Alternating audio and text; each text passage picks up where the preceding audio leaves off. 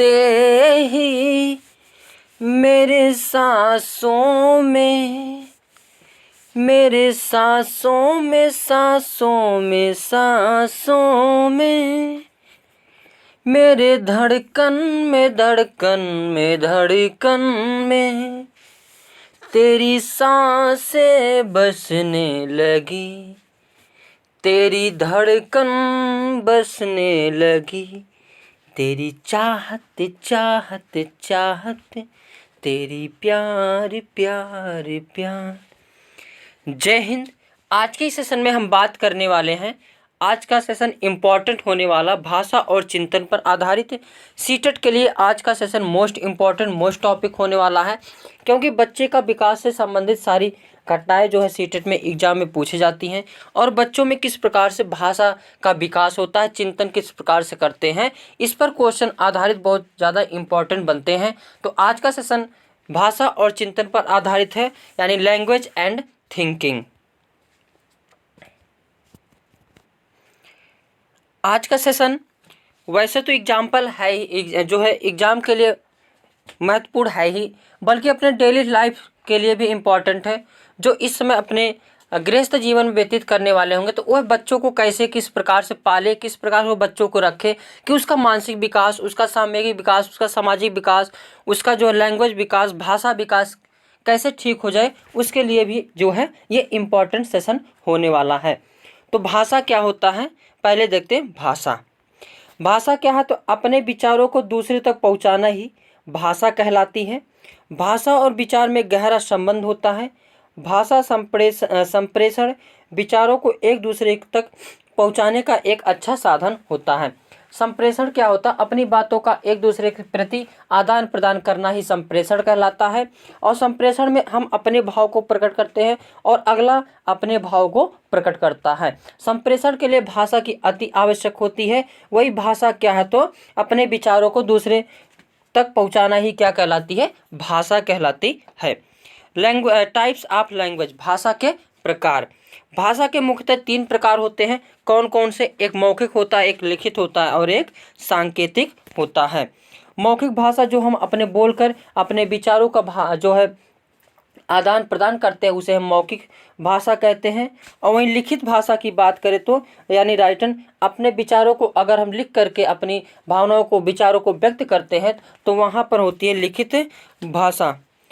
और वहाँ पे एक तीसरा भाषा के प्रकार होता है संकेतों, प्रतीकों या चिन्हों के माध्यम से अपने विचारों का आदान प्रदान करना सांकेतिक कहलाता है। तो भाषा कितने प्रकार से है? 3, यानी अपने विचारों का आदान प्रदान 3 प्रकार से कर सकते हैं। पहला मौखिक है, दूसरा लिखित है और तीसरा सांकेतिक है। मौखिक भाषा का प्रयोग हम कहाँ पे करते हैं, तो स्टूडेंट और शिक्षक में करते हैं।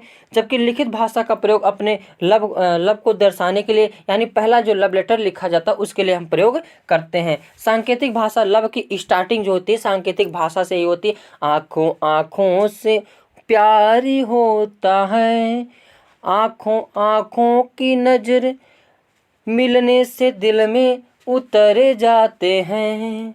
तो सांकेतिक भाषा में क्या होता है, अपने जो प्यार की स्टार्टिंग होती है, लब यानी लब का स्टार्टिंग जो होता है सांकेतिक भाषा से होता है। और उसी को जब हम दर्शाना रहता है तो उसको हम किस भाषा से दिखाते हैं, लिखित भाषा से दिखाते हैं। और जब ये दोनों लोग तैयार हो जाते हैं उसके बाद हम जो है मौखिक भाषा का प्रयोग करते हैं।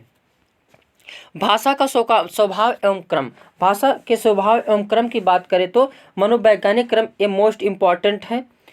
कौन कौन सा? LSRW। इस ट्रिक को बिल्कुल याद रखना, इस ट्रिक से ही आप जो है एग्जाम में क्वेश्चन लगाए जाते हैं।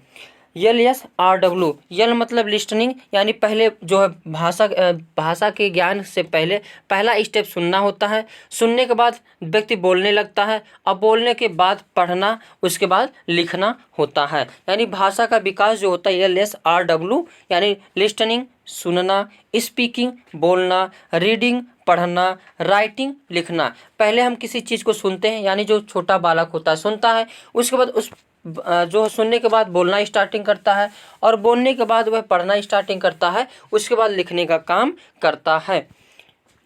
और मॉन्टेसरी के अनुसार भी ये मॉन्टेसरी के अनुसार कौन सा क्रम है, तो LSWR। अगर मॉन्टेसरी का प्रकार मतलब मॉन्टेसरी के अनुसार भाषा विकास की बात करेगा तो LSWR, और वहीं मनोवैज्ञानिक क्रम की बात करेगा तो LSRW। मॉन्टेसरी के अनुसार L मतलब पहले बालक सुनता है, S मतलब स्पीकिंग उसके बाद बोलता है, W मतलब उसके बाद लिखता है, और रीडिंग मतलब उसके बाद पढ़ता है। एक होता है वर्ड परिपक्वता, मैच्योरिटी। परिपक्वता क्या होता है? किसी भी चीज़ को लाइफ को समझने के लिए परिपक्वता बहुत इम्पॉर्टेंट फेज अदा करता है। जिंदगी को समझना है तो परिपक्वता बहुत ज़रूरी है। परिपक्वता तभी आती है जब व्यक्ति को ठोकर लगता है। इसके पहले हमें कोई दिक्कत नहीं था, लेकिन जब हमें अच्छे से ठोकर लगा तो पूरे ज़िंदगी का लाइफ समझ में आ गया। तो परिपक्वता किससे आती है? तो मैं तो कहता हूँ कि ठोकर से आती है। परिपक्वता क्या है? किसी भी चीज़ का पूर्ण रूप से विकसित हो जाना परिपक्वता कहलाता है। यानी ज़िंदगी को कैसे जीना है, ज़िंदगी में कैसे सभी के साथ व्यवहार करना है, ये सभी चीज़ अगर सीख जाओगे यानी तुम्हारे अंदर ज़िंदगी जीने की परिपक्वता आ जाएगी। आगे देखते हैं भाषा विकास के सिद्धांत। आगे है भाषा विकास के सिद्धांत। पहला सिद्धांत कौन सा है? तो जो परिपक्वता का सिद्धांत।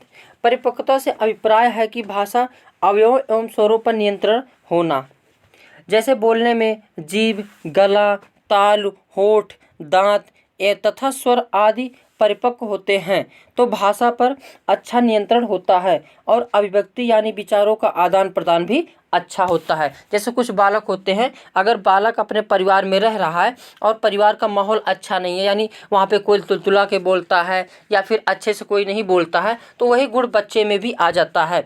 अगर परिवार का माहौल अच्छा है, इन्वायरमेंट अच्छा है और सभी लोग अच्छे से बोलते हैं तो उसका प्रभाव बच्चों पर पड़ता है और बच्चा भी अच्छे से बोलता है।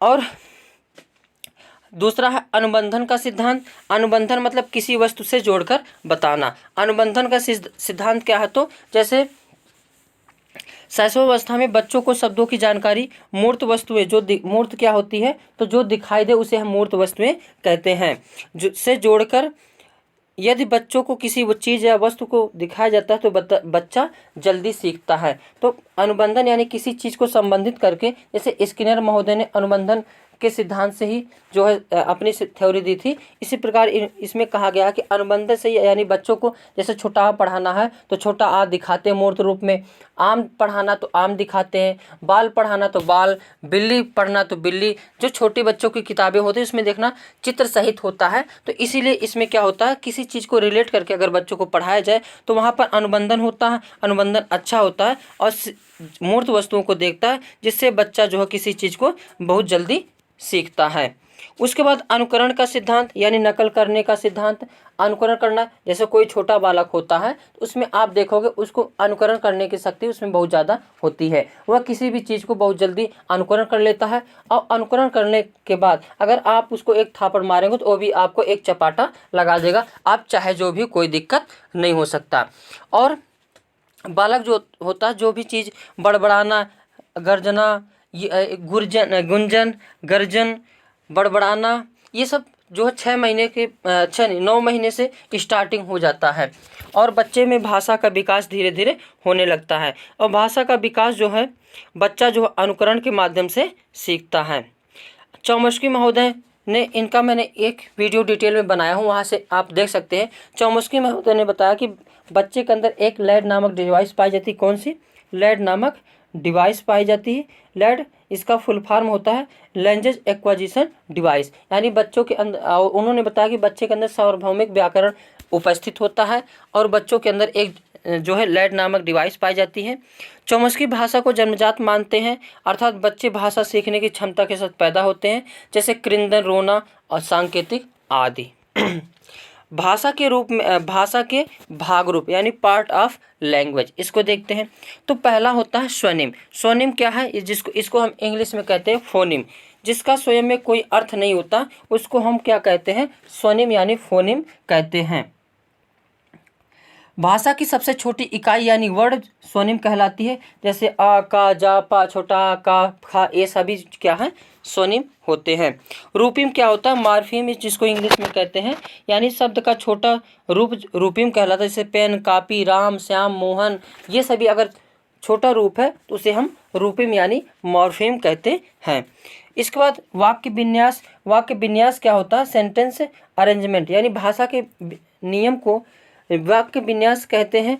भाषा को उपयोग करने के नियम वाक्य विन्यास कहलाता है। जैसे कर्ता ने कर्म को करण से, अगर किसी भी चीज़ को व्याकरण के आधार पर सेंटेंस को जो है डिफाइन कर दिया जाए, लिख दिया जाए, उसी को हम क्या कहते हैं? वाक्य विन्यास कहते हैं।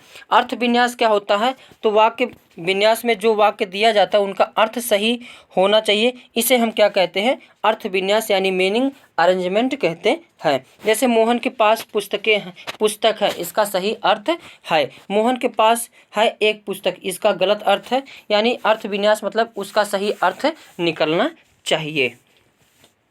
आगे देखते हैं। इसके बाद थिंकिंग। तो आज के सेशन में बस इतना ही। Thank you for watching.